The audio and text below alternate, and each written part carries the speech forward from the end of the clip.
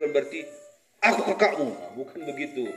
Tapi dari cara kita melayani, cara kita mengasihi, nampaklah kita kakak. Amin. Nampak kita ini si abangan, abang, kita abang bagi adik-adik rohani yang baru. Itu yang Tuhan mau, saudara. Supaya kita menunjukkannya, walaupun rasanya mungkin sakit. Ini si anak saya, si Anugrah sama si Filipus, kalau bertengkar siapa yang saya marahi, saudara? Abangnya. Kadang abangnya egois juga, kamu. Tapi aku bilang, kau abang. Kau yang mengalah. Karena kau abang, walaupun dia salah. Bukan saya membela dia, tapi bukan saya membenarkan dia walaupun dia salah. Tapi engkau harus mengerti bahwa dia lebih muda jauh dari engkau. Jadi pengertiannya akan kebenaran itu tidak seperti engkau mengerti. Jadi kau harus mengalah untuk dia. Itu kakak. Itu abang kepada adik. Yang walaupun abangnya kadang pukul dia. Ya, saudara. Tapi kalau kakak rohani enggak usah pukul ya. Mukul adik. Enggak usah. Mengajari. Saudara dikasih Tuhan. Ayat yang kita baca tadi. Ini adalah satu transformasi ataupun perubahan. Dikatakan begini. Kata Yesus kepada Simon, jangan takut, ya, jangan takut mengikut Yesus. Mulai dari sekarang, engkau akan menjala manusia. Ayat ini bukan hanya kepada Simon ataupun Petrus, kepada Anda juga. Mulai dari sekarang, engkau akan menjala manusia. Amin. Apa kelebihan Simon Petrus dengan kita? Sama kita kan, saudara. Kita memiliki hak yang sama dalam Injil. Kalau kita pegang Injil, Simon pegang Injil, maka kita sama-sama menebarkan jala Injil. Adakah seorang penjala ikan, saudara? Waktu dia menjala ikan, dia dapat 10. Dia butuh, adakah dia lepas 2? Enggak. Semua dia masukkan. Semua dia tangkap.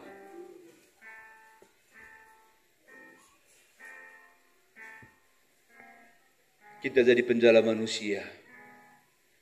Satu hari kita akan berhadapan dengan Tuhan.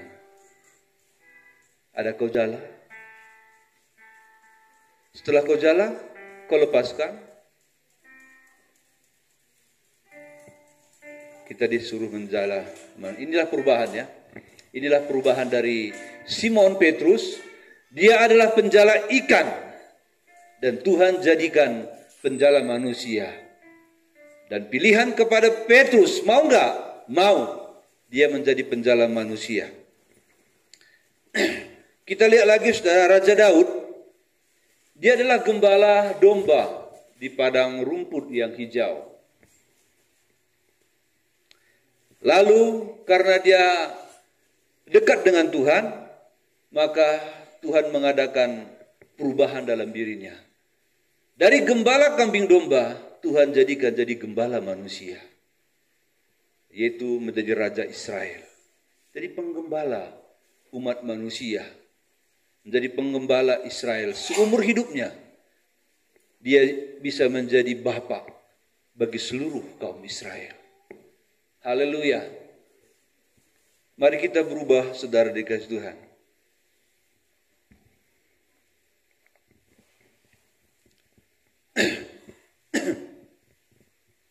Sakius, dari orang yang tamak akan uang, tiap hari kerjanya uang haram terus, uang haram.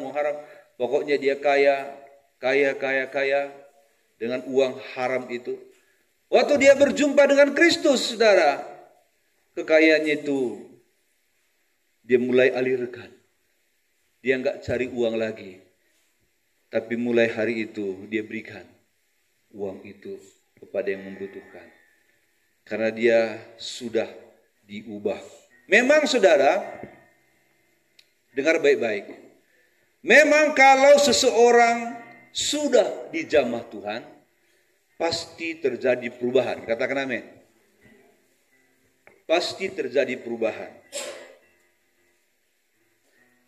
Memang kalau seseorang sudah diurapi Tuhan, pasti terjadi perubahan.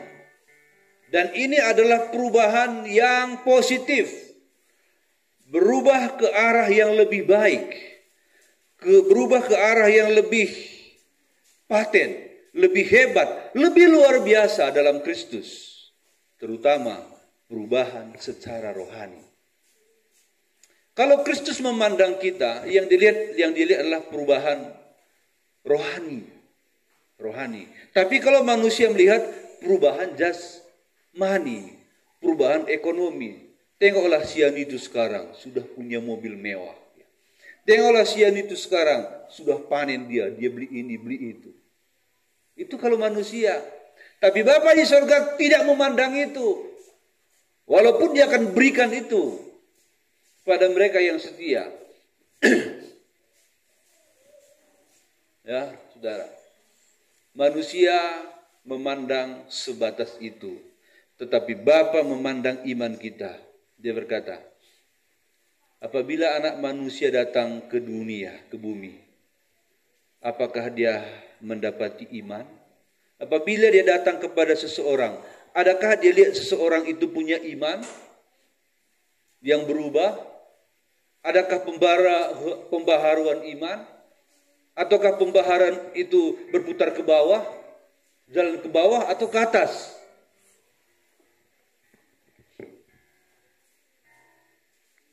Nah,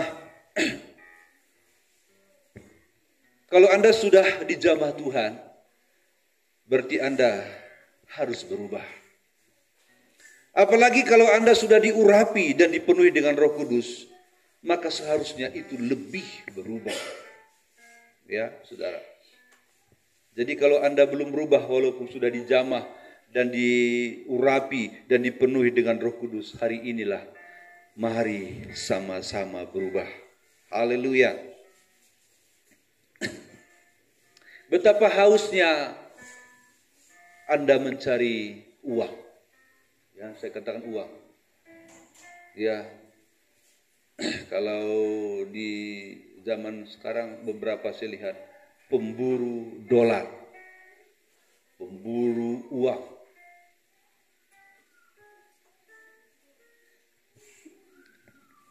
Dia lebih haus mencari uang daripada mencari Tuhan. Ini bukan perubahan yang Tuhan inginkan, saudara. Dia lebih haus untuk memenuhi keinginannya daripada memenuhi keinginan Kristus. Seharusnya kita lebih haus menyenangkan hati Tuhan. Karena Tuhanlah segala-galanya. Karena Tuhanlah yang memiliki dari A sampai Z hidup ini. Dan untuk mendapat pengertian seperti ini di pikiran kita tidak mudah. Dan kalaupun kita sudah mendapat pengetahuan seperti itu pun tidak mudah untuk menselaraskan hidup kita dengan apa yang sudah kita ketahui tentang firman Allah. Itulah makanya saya katakan dari awal tadi bahwa perubahan itu membutuhkan energi, membutuhkan tenaga, bahkan tenaga ekstra dari luar, dari teman seiman. Kita butuh energi, kata-kata hikmatnya, kata-kata pembangunan imannya supaya kita berubah. Dan persekutuan dengan Tuhan lebih lagi yang akan membuat kita lebih berubah dalam mengikut Kristus. Itulah sebabnya tidak banyak orang mau berubah. Karena memerlukan pengorbanan.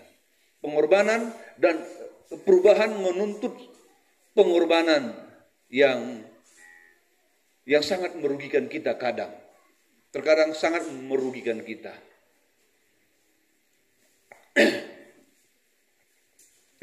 Tetapi maukah kita berubah di tengah-tengah situasi yang seperti itu? Ya, saya akan akhiri firman Tuhan ini, saudara. Saatnya kita berubah, ya. Yang malas ibadah, berubah menjadi rajin. Amin. Ini berulang-ulang saudara, saya katakan ya. Tuhan kasih kita waktu nggak pernah dikurang-kurangi saudara. Nggak pernah. Nggak pernah dikurangi kita waktu. Karena anugerahnya itu memang sempurna. Tapi dia tulis, berbagi dengan aku, ya, berbagi dengan Kristus. Berbagi waktu. Ada yang rela memberikan waktunya, ada yang tidak kepada Tuhan. Ada yang rela, ada yang tidak, saudara. Bagaimana perasaan Tuhan kepada orang seperti itu? Bagaimana perasaan Tuhan pada ibadah hari Minggu saja pun banyak bolong. Ibadah malam apalagi. Nah, bagaimana coba saudara membuat satu perjanjian dengan seseorang.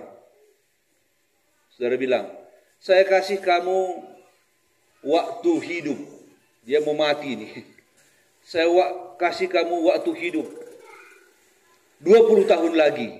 Karena usiamu sudah 60, 20 tahun lagi. Dengan syarat. Ya. 4 jam 1 minggu kita duduk bersama. Pasti Anda mau kan? Mendapat janji seperti itu. 20 tahun lagi kamu 80 tahun mati. Tapi 20 tahun terakhir ini bonusmu hidup 4 jam seminggu kita duduk bersama. Kongo-kongo, ngobrol-ngobrol, saling berbagi. Mau? Mau katanya. Coba. Oke ya, kita atur waktunya. Hari Minggu 2 jam. Hari Jumat malam 2 jam. Katakan aja 2 jam. Padahal kalau malam nggak sampai 2 jam. Saya telah mempersingkat khotbah saya di Jumat malam.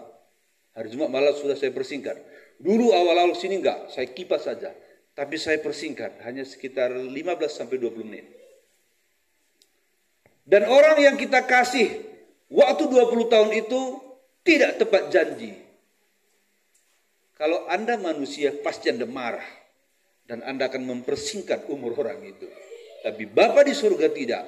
Bapa di surga berkata, kita nanti berhitung pada saat engkau menutup mata. Itu makanya kita royal kan saudara. Mau kemana saja terserah. Mau kemana saja terserah. Happy secara dunia. Happy secara rohani terserah. Tapi Tuhan berkata, kita berhitung pada saat engkau menutup mata. Mengerti? Kita berhitung pada saat engkau mati. Di situ nanti ku hitung tanggung jawabmu. Layakkah engkau menerima hidup kekal atau tidak? Sekarang kan mau kemana saja kita bisa saudara. Saya saja ini. Kalau saya mau jalan-jalan saya bisa, Anda tidak akan tahu. Saya telepon teman saya, nanti khotbah kau ya di gerejaku. Aku ada tugas pelayan ke Jakarta, tapi saya ada di Bali. Ya, itu kira-kira. Lalu saya kasih. Nanti persembahan kedua kalian kasih sama hamba Tuhan, kalian salam jadi pintu. Mungkin dari sini dia dapat 500 ribu pulang. Saya jalan-jalan, saya bisa lakukan itu. Anda tidak tahu dan Anda merasa saya berohani. Oh, Bapak Gembala kami diundang ke sana ke sini. Padahal saya dengan istri jalan-jalan. Bisa. Tapi apa kata Tuhan? Oke.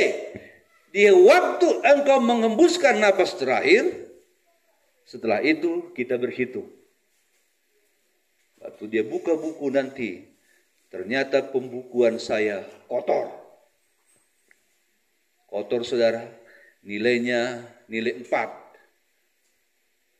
Nilai 5. Saya tanya saudara, andaikan hari ini engkau menutup mata.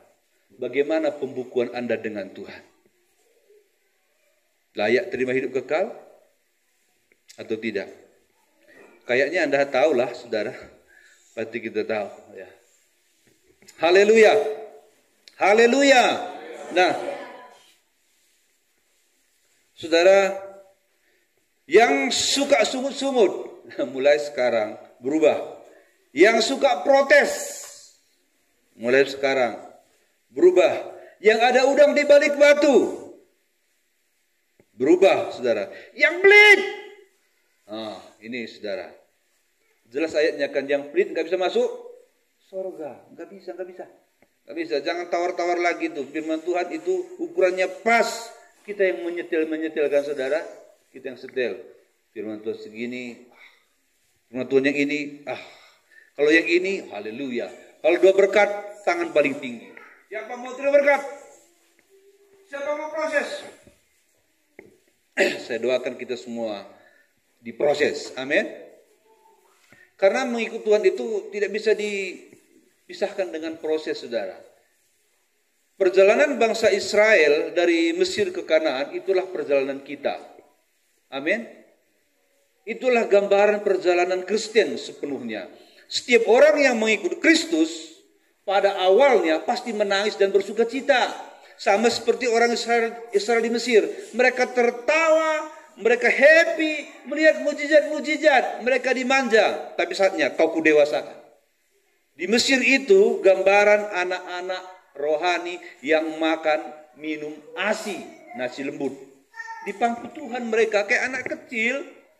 Di pangku-pangku di sana, katanya. Popoknya.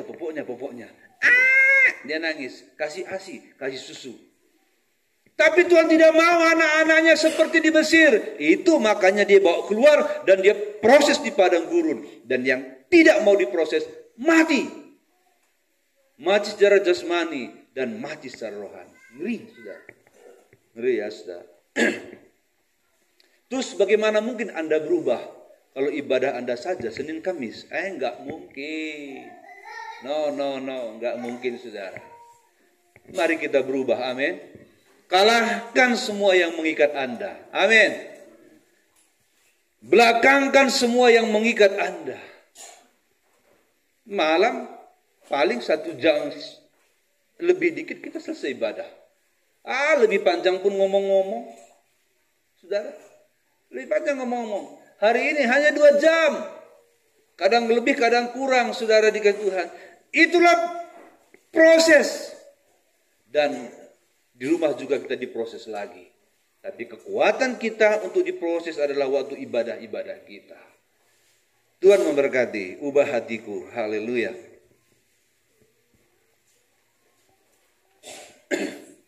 Ubah hatiku. Sama-sama kita masuk dalam hadirat Tuhan. Biarlah firman itu mengubah kita. Kalau firman pun tidak bisa mengubah lagi, jadi siapa lagi yang mengubah kita? Kalau firman tidak bisa mengubah kita, ingat saudara, dunia yang mengubah kita. Ya. Sekali lagi, kalau firman Allah tidak mampu mengubah kita, karena kita keras, ingat, dunia sedang mengubah kita mirip dengan dunia. Iblis sedang mengubah kita menjadi mirip seperti dia. Haleluya. Amin. Ubah hatiku, ubah hatiku, seperti salju. Ubah hatiku seperti dirimu, engkau penjunan, engkau penjunan, ku tanah liat,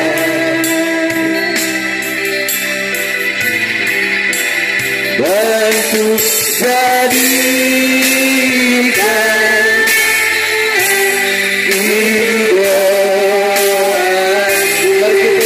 berbicara. Ubah hatimu seperti salju. Ubah hatimu seperti engkau penjunan, engkau penjunan, ku tanah liat,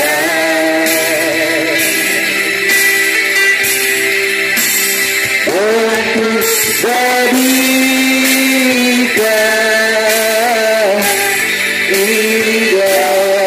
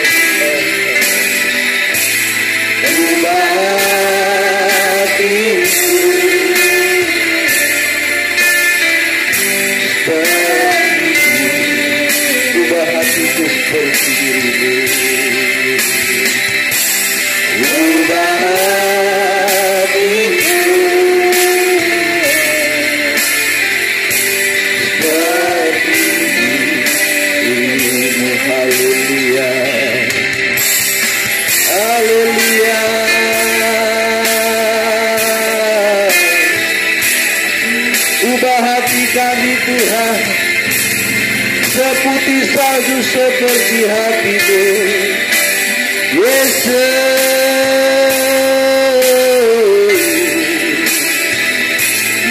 Yesus.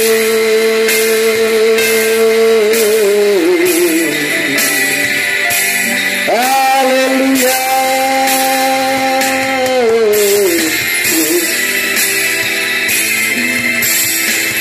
Ubahlah kami Tuhan, saatnya kami berubah, lebih mengasihi-Mu lagi Tuhan. Haleluya.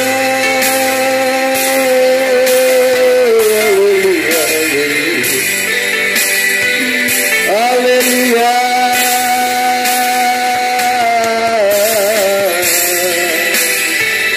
Oh haleluya Tuhan. Haleluya Yesus. Ubah kami semua.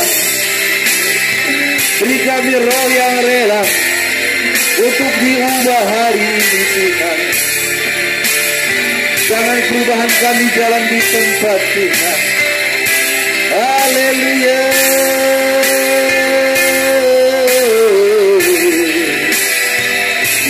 Sama-sama kami, ubah-ubah kami Tuhan. Dan kami seperti bangsa Israel, gagal mengalami perubahan, gagal mengalami proses. Haleluya.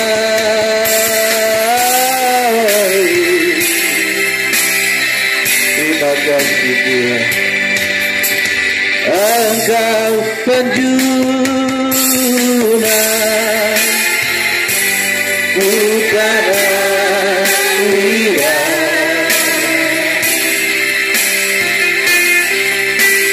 Untuk jadikan